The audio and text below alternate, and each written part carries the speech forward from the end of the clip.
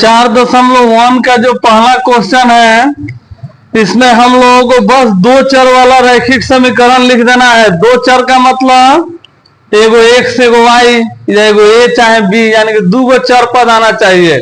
चर पद तुम लोग जानता है सब में गिनती की संख्या, और अचर पद 1 2 3।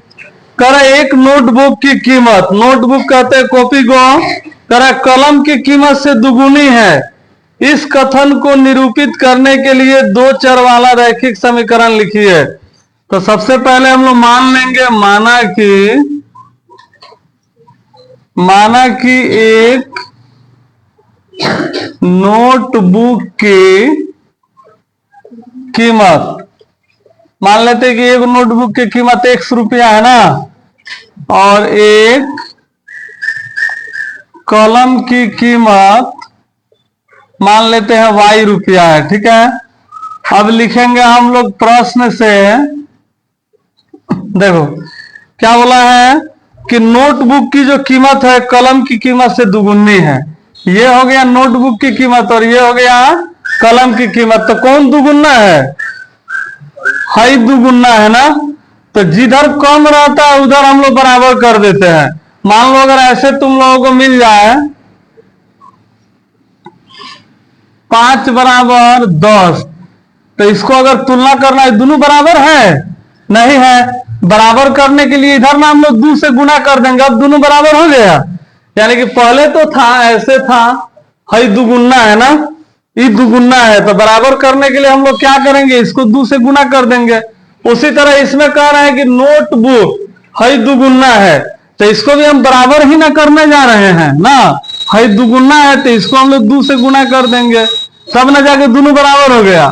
तो x आई बराबर 2y हो गया, या इसी को हम लोग लिख सकते हैं x माइनस 2y बराबर 0। बस इतना ही करना था, खाली समीकरण लिखना था।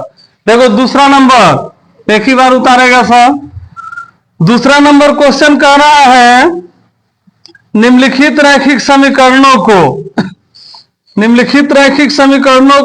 ax plus by plus c बराबर 0 के रूप में व्यक्त कर देना है। यानी कि एने ओने रहेगा तो उसको सुधार के ऐसे लिख देना है, ठीक है। और ऐसे लिखने के बाद में प्रत्येक स्थिति में हम लोग को a का मान बताना है, b का मान बताना है और c का मान बताना है क्या होगा। तो देखो हम लोग पहले क्वेश्चन लिख लेते हैं। चलो अब लिखना शुरू करो। सब पहले क्वेश्चन लिख रहे हैं। सलाम लेके जाएंगे, जाओ सब तुम लोग।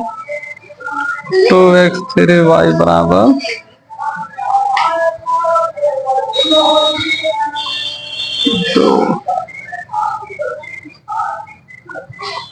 चल जाओ, नहीं तो लेट होगा। कहाँ जा रहा है सब मोतिहारी? 0 इस्लाम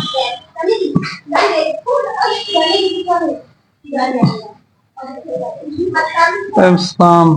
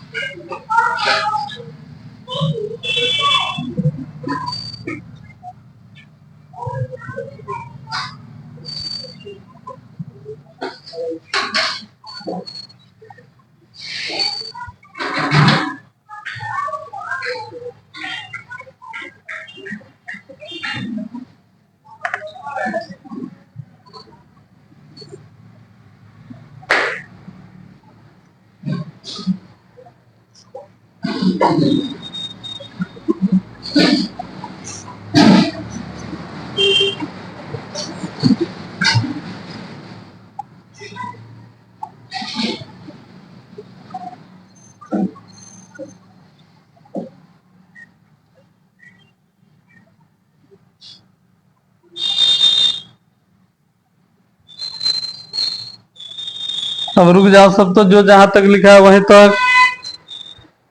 देखो एक बार में कहा मानेगा था। देखो क्या बोले थे हम दूसरा नंबर क्वेश्चन में कि इस रूप में पहले लिख देना है ना, और लिखने के बाद में a b और c का मान बताना है। यानी कि कोई भी संख्या हम लोग को दिया रहेगा सबको एक साइड कर देना है। देखो जब एक नंबर बनाएंगे हम लोग तो 2x माइनस 3y प्लस न था, हई इधर है प्लस में, तो इधर क्या हो जाएगा माइनस में। अब बराबर कर देंगे 0, यानी कि जो x में लगा रहेगा वो क्या कहलाएगा a, जो y में लगा रहेगा वो क्या कहलाएगा b, और जो खाली अंक रहेगा वो क्या कहलाएगा c। तो बताओ सब, तो a का वैल्यू कितना है, a का वैल्यू 2 है, b का वैल्यू कितना है 3, और c का वैल्यू -9.35 हो गया आंसर। उसी तरह जब दूसरा तुम लोग बनाएगा सर, तो देखो दूसरा तो ऑलरेडी इधर एक साइड लिखा हुआ है ना, तो यहां पे y/5 दिया हुआ है ना। अरे पता नहीं दूसरा इसको बना के नहीं होगा तो देख लिया जाएगा। सही है 1.5। देखो हम लोग चाहे तो इसको ऐसे लिख सकते हैं, x माइनस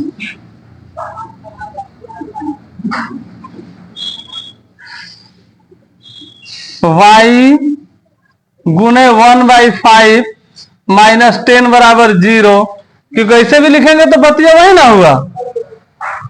रुक एक मिनट, माइनस में ही होगा ये, प्लस में नहीं होगा। -1/5। देखो यहाँ पे माइनस है तो प्लस में कर देंगे माइनस में, तो a का मान कितना हो गया, कुछ नहीं है तो एक ना मानेंगे। अब b का मान कितना हो जाएगा, ये एक मिनट रुको, ऐसे देखो इधर, देख समझो पहले तुम लोग। इस समीकरण में हम देख रहे हैं तो यहाँ पे ऐसे इसको लिख सकते हैं, एक छुपा है ना यहाँ पे, तो एक तो ऐसा छुपा है। अच्छा y को हम लोग, y से पहले ना अंक रहेगा है, तो y से पहले अंक है, तो यहाँ पे हम लोग ऐसे लिख सकते हैं -1/5 गुने y, क्योंकि इसी में ना गुना किया होगा तो -y/5 आया होगा, -10 बराबर 0, तो a का मान आ गया 1, b का मान आ गया 1/5 और c का मान आ गया -10।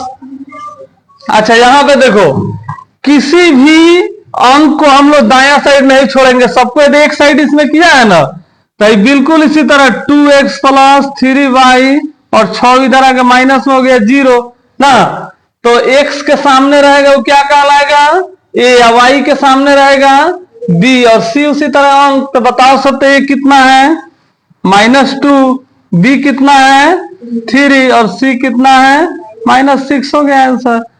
अच्छा इसमें देखो भाई अब समझना जरूरी है, इसका सब एक के साइड है, 2 अंक में है ना, तो a का मान कितना है, a का मान 3 है, क्योंकि x के साथ जो जुड़ा है उसको क्या कहेंगे a। अच्छा b का मान हमें तो y है, ये नहीं है, y है नहीं है, क्योंकि y के साथ जो जुड़ा रहेगा उसी को ना b कहना है, तो y नहीं है तो y नहीं है, तो b 0 हो गया ना। और c का मान, c खाली अंक वाला है, तो c खाली क्या है अंक वाला, तो यही ना 2 हो गया आंसर। उसी तरह 5वां नंबर देखो, ये यहाँ पे है तो हम लोग का 1 नंबर है। 5वां नंबर में बिल्कुल उसी तरह लिखेंगे, 2x इधर भेजेंगे तो प्लस में आ जाएगा, अब बराबर 0, तो देखो a बराबर कितना हो गया 2, अब b बराबर 5 और c में तो खाली अंक नहीं है, तो c 0 ना हो जाएगा। उसी तरह यहाँ पे है तो a का मान कितना हो गया, x वाला को a और b वाला को y वाला को b, तो में y नहीं है तो b 0 और c कितना 2। अच्छा यहाँ पे a है, a का वैल्यू नहीं है, क्योंकि x वाला को ना हम लोग को a कहना है, तो a का वैल्यू 0 कर देंगे, और b कितना है y वाला को b, तो यहाँ पे एक ना छुपा हुआ है, तो b कितना हो गया 1 और c कितना -2।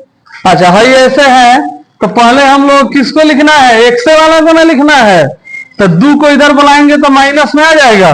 अब 5 तो अपना घरे में है, बाएं साइड में है, तो 5 तो प्लस में उतराएगा बराबर 0, तो a बराबर हो जाएगा -2 और b बराबर कितना होगा, b तो इसमें नहीं है y वाला, तो 0 और c कितना हो जाएगा 5 हो गया आंसर। बन जाएगा नहीं बन जाएगा इसमें का, चलो लिखो सब तो।